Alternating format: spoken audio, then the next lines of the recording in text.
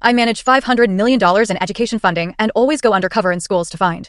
Okay, prepare yourself, because what I'm about to tell you is going to make your blood boil. Have you ever felt that gut-wrenching moment when you realize someone you trusted, someone who should care, is actually the source of your deepest pain and injustice? Because I walked into a situation like that, completely unprepared, and it wasn't just my integrity on the line, it was my daughter's happiness and the future of an entire school. So, here's the thing. I manage a pretty significant chunk of change, about $500 million, specifically for education grants. And my favorite part of the job?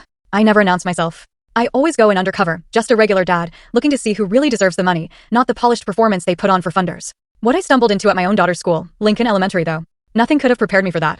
It started at a PTA board meeting. The moment I stepped through the door, I met her. The Karen mom. The president of the PTA. The one other parents had actually warned me about, saying she'd eat a single dad alive. And she wasted no time proving them right.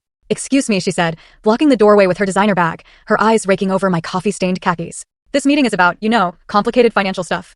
I tried to squeeze past, but she actually took a step sideways, perfectly blocking me. The other board members were already seated around a gleaming conference table, matching Starbucks cups and color-coded binders arranged perfectly. It was a scene straight out of a magazine, and I clearly didn't belong. I reached for the budget papers on the table, and the vice president, without missing a beat, slid them away before my fingers could even touch them. My jaw tightened. I felt that familiar knot of frustration clench in my stomach. The treasurer looked at the secretary and mouthed, "He just doesn't get it," shaking her head with a look of pure disdain. Finally, the president let me in, but the only empty chair was already occupied by two designer purses, one on each side. No one made a move to clear them. So I stood awkwardly by the wall, trying to control the heat rising in my neck. Through the window, I caught a glimpse of one of them actually taking photos of my humble Toyota Corolla, parked pathetically between their Mercedes and BMWs.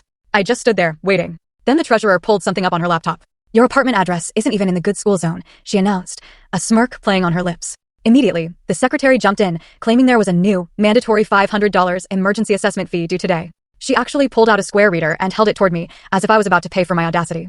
I forced myself to breathe, slowly, trying to keep my voice even. The president wrinkled her nose at my Target khakis and stage whispered something about maintaining standards. My blood was starting to simmer. When I tried to join their circle around the grant application, the vice president cut me off. "This is really more of a mom thing," she said, and they physically closed ranks, turning their backs to me. I walked around to the other side, determined to try again, but the president actually put her hand on my chest and pushed me back.